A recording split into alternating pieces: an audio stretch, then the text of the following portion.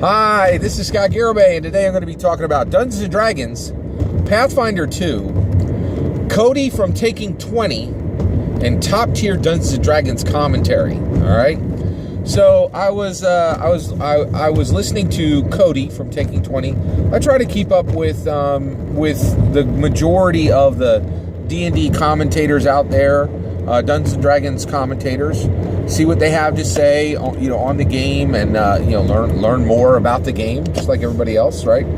So I was over on Cody's channel, and he had a video that talked about the death of role playing. Like, it was crazy, really, really interesting video. It was, is Dungeons & Dragons 5th edition causing the death of role playing? ROLE. I'm sorry. Yeah, he actually put in ROLE, role playing, but he talked really about it causing the death of ROLL playing, right? Rolling dice, right? And he was saying essentially Dungeons & Dragons 5th edition has very much ushered in a very strong pushback on complexity in the game, and I totally agree with him. I think Dungeons & Dragons 5th edition is one of the least complex versions ever, and I think that's a great thing, and we're seeing a robust growth underneath that, right? But he had a really good, interesting take on that. But when he got rolling and he was commentating, he started talking about some really, really fascinating things. And that video is Dungeons & Dragons 5th edition, Cody from Taking20's video on is Dungeons & Dragons 5th edition causing the death of role-playing. It's really worth watching, so go check it out. But I'm going to give you a summary of the most important thing he said, right? So he was talking about it, and he started talking about, just the state of Dungeons & Dragons. Now, of course, my ears perked up, right? And one of the reasons why is this video that Cody did, this is top-tier Dungeons & Dragons commentating, right? So why do I say that? So one, when it comes to Dungeons & Dragons commentating, it almost always falls into 4 buckets, right? It's the following. Here's how to do the best build for this class, right? Or, here's the 5 most broken spells in the game, right? Or it's, hey, Wizards of the Coast just dropped a new adventure for Dungeons & Dragons. Here's my review that looks like 50 other reviews on YouTube. Or, right, it is, that Dungeons & Dragons adventure I just reviewed, here's my stream of the game, and because it's a pre-generated adventure, it looks like 50 other streams of the game, right? So, to me, a lot of that content is, I'm a little dismissive of it because it's rote, right? It looks and sounds like 25, 50 other, major D&D commentators, and they're all just kind of echoing each other, right? And it's plotting. It's just like, here's the next thing, let me talk about that, right? But to me, where I'm really interested in D&D commentating is, how does Dungeons & Dragons affect American politics, culture, and society? How does American politics, culture, and society affect Dungeons & Dragons? Those are trends. Those are macro issues, right? Those are big, bold things that need to be watched, and we're trying to capture the truth on, right? That goes beyond what's the best build for a fighter, what's the 5 most broken spells in the game, what here's my review for the latest adventure, here's my stream of the later adventure. It is really thoughtful, unique, compelling content, right? And the reality is, I don't hear it much. I really don't hear it a lot from any of the other D&D commentators, and I've been waiting for when they're going to start to join me, right? Now, I will tell you, I know the reason why. I know why you don't hear this very often, right? Now, I was just dismissive of all that other content. Well, guess what? That other content will help you to grow your own community, your own D&D commentating community, and they also help to grow the Dungeons & Dragons community, okay? They don't necessarily make your own D&D commentating community any stronger, and they don't necessarily make the Dungeons & Dragons community any stronger, right? In fact, in certain circumstances, I think they might make them weaker. But the reality is, those 4 types of content, that kind of rote content, that absolutely will grow your own community, and it will grow, even grow the Dungeons & Dragons community. right? I'm not sure it makes either of those communities stronger, right? So that's important to understand. So that's why I don't hear many other people talking about this. But Cody of Taking20 did, right? He said something amazing. It blew my mind. He talked about the power of Matt Mercer and how Matt Mercer's Critical Role game is absolutely fundamentally changing Dungeons & Dragons, right? And in that, it is bringing hundreds of thousands, even low millions of viewers to the game, right? And he said, and that is, Matt Mercer is arguably the biggest accelerator for the Dungeons & Dragons game and community today, right? What he is doing on YouTube and the fact that, his games are there and can be watched, and he is showing how to run the game in a way that nobody else is showing is a major draw. It's a major draw at a level that, frankly, nobody else in the industry is doing, and it's arguable Wizards of the Coast isn't doing it either, right? So here you have this person who's disconnected from Dungeons & Dragons, right? But you have them, disconnected, but overall, this person is a huge, banner carrier for Dungeons & Dragons. And he said, listen, the biggest thing that Paizo could do right now for Pathfinder 2E is put together a war chest to pay Wizards of the Coast.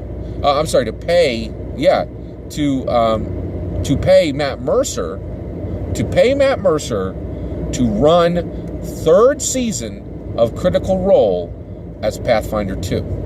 And I was like, what? My eyes went wide, and I was like, whoa, that is insightful, right?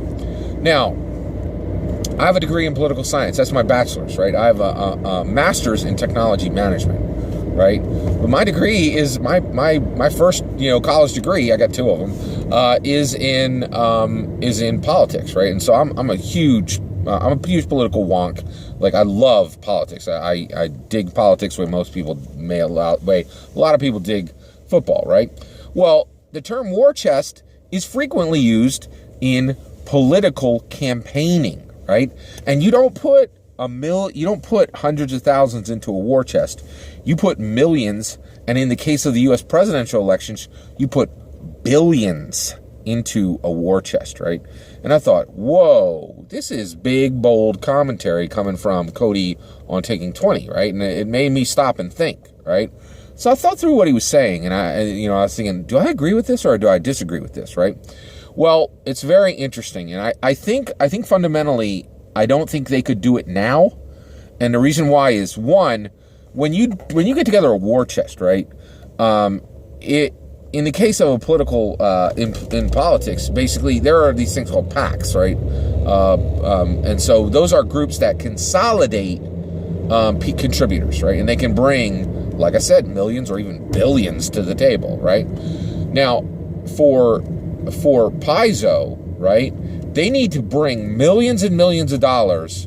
They would have to, I think they could do it for anywhere between 1 and 5 million. They could get this done, right? But I think it would cost like $1 million, and the reason why, a minimum. And the reason why is I think Matt Mercer is making a ton of money on that thing right now, right? I would guess he's probably making anywhere between $500,000 to $2.5 million a year, right?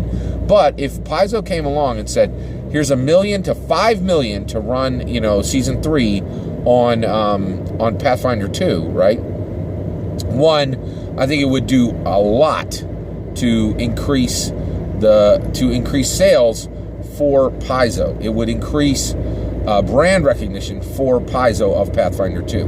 Here's the only problem. Paizo would never make their money back selling that game. And so thanks to Cody, I was talking this through, right? So I was thinking this through. So you need investors to get, so Paizo, they can't be taking $1 million to $5 million out of pocket and paying it to Matt Mercer, right? That just can't happen. Our industry doesn't allow that. ICV2 2017 estimated the entire size of the industry is $35 million, right? So there's no way Paizo can bring that kind of money. They could bring a war chest if they got investors, right? Now, investors are not going to give two rat tails about the sales of your PDF or your books. And the reason why is there's so few players, right? And so few dungeon masters who play Dungeons and Dragons. It's 8 to 9 million players and dungeon masters. That's Dungeons and Dragons. I doubt Pathfinder even has 1/4 of that, right? So the Pathfinder player base is 1 million, maybe 2 million players, I'm betting, right? So with that, you're not going to get your money back selling those books, right? There's just no way, right? And because you're not going to sell that new book to everybody, right? So the reality is, you can't do it, right? You have to get investors, and investors do not care about PDF and print books. It's just too small to get Dubai investors, Silicon Valley investors, Russian oligarch investors, Chinese, multi-millionaire, multi-billionaire investors. You can't do it, right? Not on the rinky-dink sales of your PDFs and your books, right? So how can you get this done, right? Well, where's the real value in Dungeons and Dragons? Where's the real value in Pathfinder, right? Well, actually, so Pathfinder is just a shadow of Dungeons and Dragons. That's all it is, right? It literally is Dungeons and Dragons 3.75, right? So where's the value in Dungeons and Dragons? And then where's the rub-off value on Pathfinder, right? Where is the value in Dungeons and Dragons? This is unrecognized. This is unacknowledged. Okay, I think I'm the only person saying this right now, but I think it is absolutely correct, and this is where we are headed. The actual value in Dungeons & Dragons is the goodwill of its dungeon masters and players and the knowledge of who those dungeon masters and players are. And here's why, right? Dungeons & Dragons DMs and players are world shakers. They really are. These are people, every single one of them, who is playing at controlling either an imaginary person at the player level and imaginary worlds at the dungeon master level, right? So every dungeon master, somebody said, I will control an entire realm. And, I will control multiple realms. I will control an entire universe, right? They're doing that fictionally. But guess what? They're doing that IRL as well, right? So DMs are some of the biggest, boldest world shakers on the planet right now, and especially in the United States of America, right? And the reality is, they're not just running, a kingdom, a realm, a world in Dungeons and Dragons. They are running teams at their company, or they're running their company, or they're running or they're running a region for a company, or they're running a company, or they might even be running a multinational, right? Connection to those people and goodwill attached to your product, attached to Dungeons & Dragons from those people, and knowing who those people are is incredibly valuable. It's worth way more than $5 million. That's the key. Dungeons & Dragons is low reach, high influence. It is influence. Dungeons & Dragons is influencing some of the most wealthy, some of the most world-shaking, some of the people with the most potential in the United States of America today, right? And that value, that information is incredibly valuable. Here's the other thing. I've mentioned this before, but what Cody talked about is really apropos, right? One of the things that's really absolutely critical to understand is product placement. Product placement will come to Dungeons and Dragons, right? There's absolutely ways that can be done. If you don't understand, I don't have time to explain it in this video. If you don't understand that, just give it a little bit of thought, and I will explain that sometime. But the product placement absolutely can be done in Dungeons and Dragons. It can be done elegantly. It can be done in a way that's fun, and it can be done in a way that is beneficial to the game, right? And when that product placement comes, right, there really could be tens of millions, hundreds of millions, maybe even a low $1 billion attached to Dungeons & Dragons. The value of Dungeons & Dragons is not in book sales. It is not in book sales. The value in Dungeons & Dragons is the influence and the goodwill that it attaches to dungeon masters who are some of the most high potential or already placed, already powerful, smart, intelligent spenders on the planet, right? And this is completely it's unacknowledged. It is untapped, right?